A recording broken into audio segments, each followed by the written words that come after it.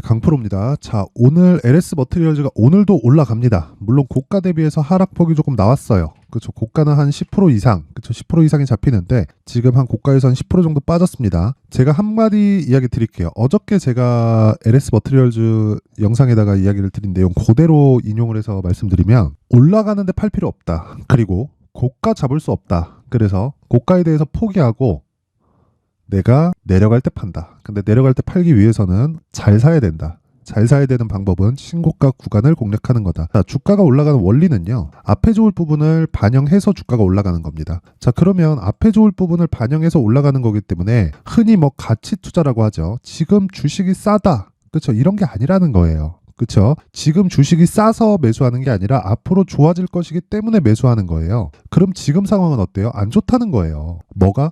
채무 상황이, 그렇죠? 이 채무 상황이 LS전선이라는 그 굵직한 이 기업을, 그렇죠? 모기업으로 두고 있기 때문에 망하진 않아요. 그런데 이 실적 측면에서 봤을 때 주가 지금 이 시가총액 대비해서 보잖아요. 주가는 비쌉니다. 비싼데 왜 이렇게 올라가겠어요? 그래서 밸류에이션이 쓸모가 없단 말이에요. 밸류에이션 아무리 해봐야 비싸다고밖에 결론이 안 나와요. 그럼 이거 매수할 수 있어요? 못합니다. 그럼 돈 못 벌고 쓸데없이 물리는 과정을 내가 쭉 보내야 돼요. 그런 부분을 만들지 마세요. 그리고 LS 머티리얼즈는 보유 중입니다. 저는 계속. 그렇죠? 언제까지 보유할 거냐?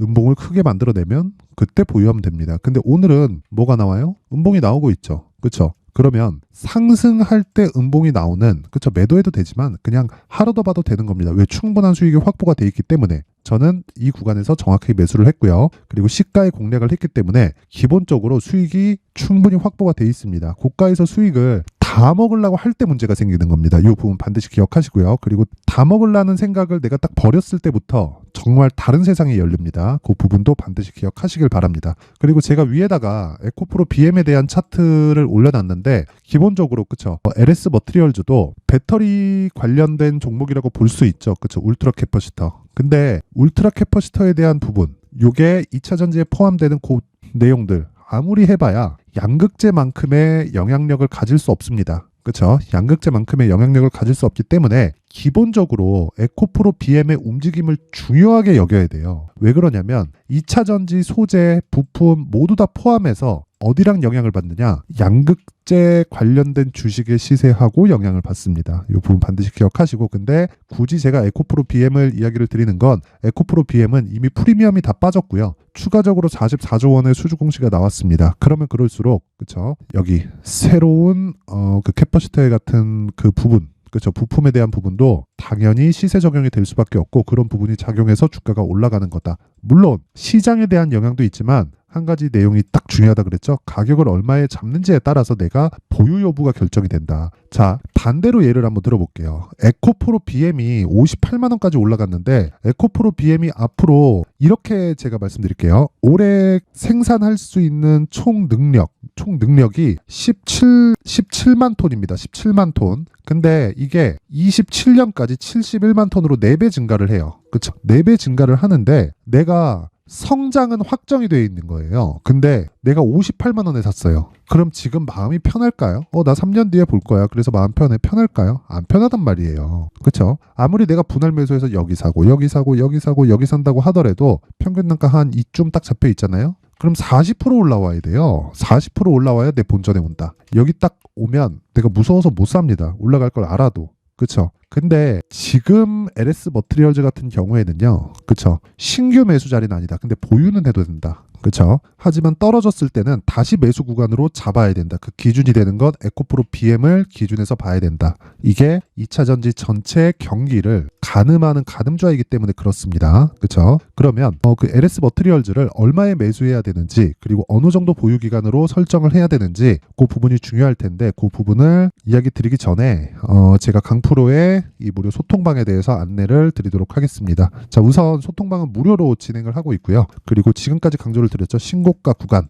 저는 신고가 구간에서만 매매를 한다고 이야기를 드렸죠. 에코프로 머티 같은 경우에도 마찬가지입니다. 무조건 신고가 매매만 진행을 한다. 자, 그래서 이 신고가 구간에 대해서 공략을 뭐 어떤 종목 이렇게 하는 게 아닙니다. 그냥 신고가 종목만 공략을 합니다. 어떤 상황이든. 다른 신고가가 없다 그러면 아예 안 해요. 조건에 안 맞으면 안 합니다. 그렇죠? 잘못했다가 물리면 데미지를 크게 입는 게 주식시장의 특성이기 때문에 그렇습니다. 자, 그래서 어떤 식으로 매매가 진행되는지 보면 자 12월 20일 시노펙스 한익스프레스 자 여기서 한익스프레스 한번 보겠습니다. 한익스프레스를 보면 자 내용 보세요. 오늘 상한가 들어갔죠. 그리고 신고가를 일단 11월 달에 만들었고요. 그리고 12월 달에 이미 시세 구간에 들어왔고 다시 반등하는 모습을 보면서 그쵸 오늘 딱 공략이 들어갔는데 정확하게 장 시작 전에 8시 54분 12월 20일 오늘 이렇게 진입이 됐습니다. 이렇게 만들 수 있는 이유가 뭘까요? 한 가지 내용 때문에 그렇습니다. 잊지 마세요. 절대로 한 가지 내용 신고가 구간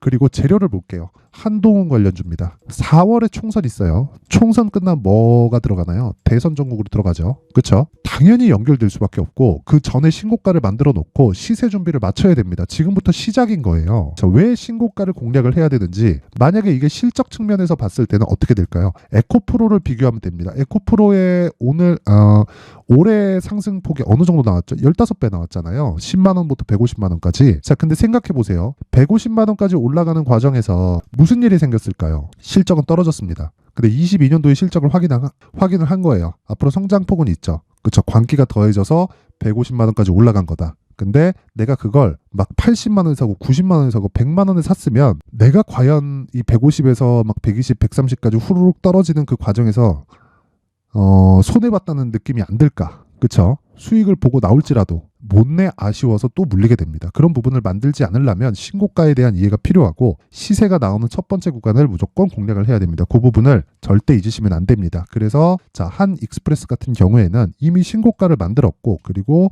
나서 이 매물 소화 과정 그리고 나서 다시 상승 돌파 구간에서 정확하게 공략이 들어간 겁니다. 자, 돌파 시점 그리고 공략 시점은 8시 54분 장 시작 전. 장 시작 전에 그쵸 시세를 확인하지도 않고 제가 매수할 수 있었던 이유는 호가가 뜨죠. 그쵸? 갭상승에 대한 어느 정도의 확신이 씁니다. 그랬을 때 신고가 이후의 돌파 구간 그래서 공략을 한 겁니다. 이런 부분을 이해하려면 당연히 뭘 해야 돼요? 신고가 구간에 대한 이해가 필요하다. 이것뿐이 아니라 쭉 올려서 보면 자 어저께 같은 경우에 그쵸 여기 반도체 관련주 어버브 반도체 그리고 두산 로보틱스 그쵸 어버브 반도체는 어제 상한가 당연히 신고가 종목이고요. 두산 로보틱스는 오늘 한 10% 정도 강세 구간에 들어왔습니다. 당연히 신고가 종목입니다. 쭉 올려서 보더라도 에코프로 같은 경우에도 최근에 강세를 보이고 있고요. 그리고 여기 LS 머트리얼즈 그쵸 이 내용 같은 경우에도 정확하게 말씀드렸죠. 제가 보유하고 있다고 말씀드렸고 내용을 한번 확인해 보면 정확하게 여기에요. 여기 12월 18일 그쵸 장시작 전 그리고 정확하게 똑같죠. 신고가 구간에 공략이 됐다. 그쵸 신규 종목이기 때문에 고가 매물이 없겠죠. 슉 날아간다. 근데 지금 굳이 매도할 필요가 없습니다.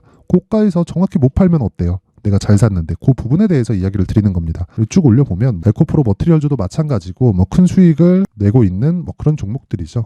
어쨌든 신고가 구간에서 매매를 해야 된다. 이 부분. 자, 그래서 내가 이 주도주 그리고 신고가 관련해서 이해가 전혀 안 된다. 그리고 가격을 어떻게 잡아야 되는지 모르겠다 하시는 분들은 이번에 제가 연말에 이벤트로 1000분까지 늘릴 계획입니다. 지금 현재 500분 정도 있고요. 그쵸? 딱 1000분까지 늘릴 테니까 무료로 진행을 하고 있는 건 당연하고요. 대신에 딱 구독과 좋아요 한 번씩 눌러주세요. 구독과 좋아요 눌러주시고 상단에 있는 전화번호로 참여라고 문자를 보내주시는 분들에 한해서만 제가 소통방 입장 링크를 순차적으로 공유를 해드리도록 하겠습니다. 자, 그리고 제가 연말 이벤트로 자 여기 수익 모델 그리고 신고가 검색기에 대한 내용까지 지금까지 제가 신고가를 지속적으로 이야기를 드렸고 어떻게 공략을 하는지 계속해서 이야기를 드렸죠. 그 신고가 검색기를 어떻게 활용을 하는지 그쵸? 그 내용을 정확하게 제가 준비를 해놨으니까 그리고 이 수익 모델 그쵸? 어떤 식으로 매매를 해야 되는지 그리고 매매 기법에 관련된 내용 그리고 검색기에 대한 활용법까지 상세하게 기재를 해놨으니까 구독과 좋아요 꼭 부탁드리고요. 상단에 있는 전화번호로 참여라고 문자를 보내주시면 제가 한 분 한 분 빠짐없이 소통방에 대한 입장 링크와 함께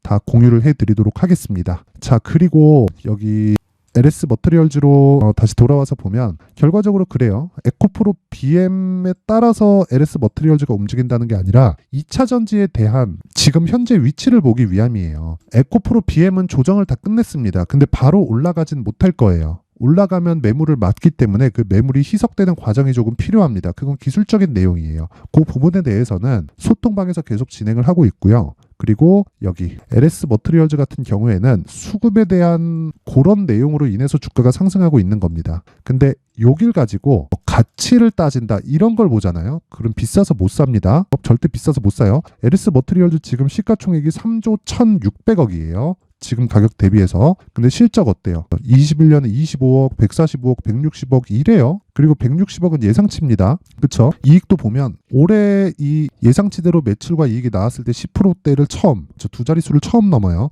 근데 시가총액이 3조다? 이건 너무 비싸죠. 그래서 제가 실적에 대한 분석이 의미가 없다는 거고, 그 실적에 대한 건요, 어차피 미래 가치를 반영해서 시장이 판단하는 겁니다. 그쵸? 그 시장의 판단이 뭐예요? 신고가입니다. 신고가. 근데 이미 시세 구간에 들어왔고 지금은 내가 신규를 고려하고 있다. 그렇죠. 그러면 즉시 매수하는 게 아니라 가격대를 기다리고요. 보유하고 있다. 그러면 얼마에 매수하는지에 따라서 다르지만 굳이 지금 매도할 필요는 없다. 고가에서 어느 정도 매물이 나오는 건 당연하다. 아니 차익 매물 나올 수 있잖아요. 이거 너무 당연한 거예요. 그렇죠. 그래서 내가 지금 중요한 건 어느 정도 기간에 맞춰서 보유를 할 건지, 그리고 그 보유하는 과정에서 필요한 가격대, 그렇죠. 그 가격대를 얼마로 잡을 건지, 그 내용이 진짜 중요한 건데, 그 내용을 제가 모든 분들이 이해하기 쉽게 LS 머트리얼즈의 가격 그리고 단기 보유 전략으로 준비를 해놨습니다. 자, 이 내용은 제가 20페이지에 걸쳐서 아주 상세하게 준비를 해놨는데, 요거를요 제가 영상에서 이야기를 드릴 수도 있어요. 근데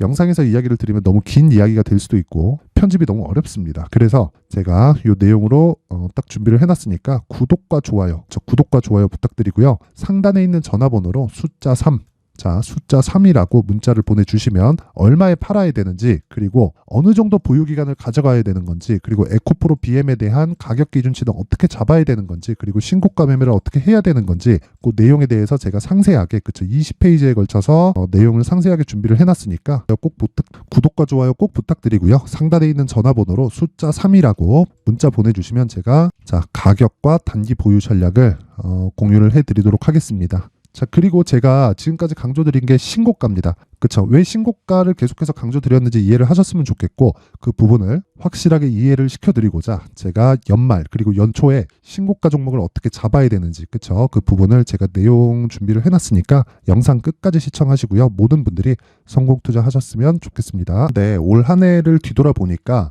구간별로 큰 수익이 나왔었던 종목들이 꽤 많이 보입니다.